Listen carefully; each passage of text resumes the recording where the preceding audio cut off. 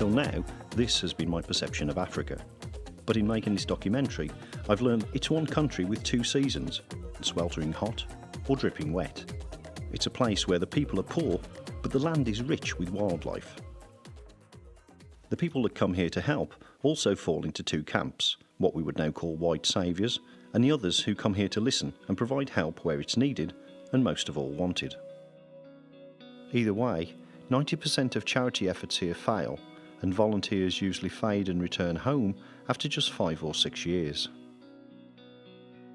But this documentary isn't about me. It's about two people I met completely by chance, Keith and Hilary Walker. Two people who fell in love with the Gambia, not too long after they fell in love with each other. These two ordinary people started an ambitious project called Wonder Years Centre of Excellence, also known as WISE.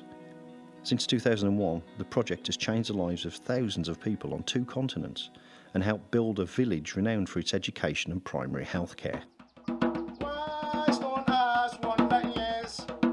So when we started talking about the documentary, it was difficult to know where to start and where to finish.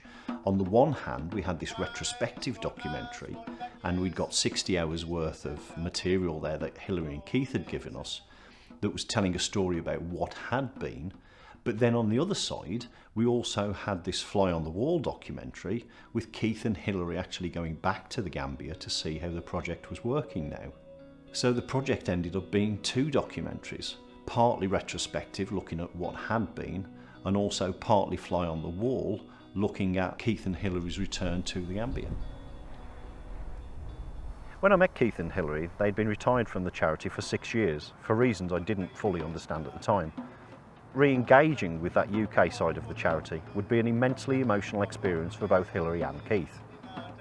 It would elicit hostility and even legal action against us all.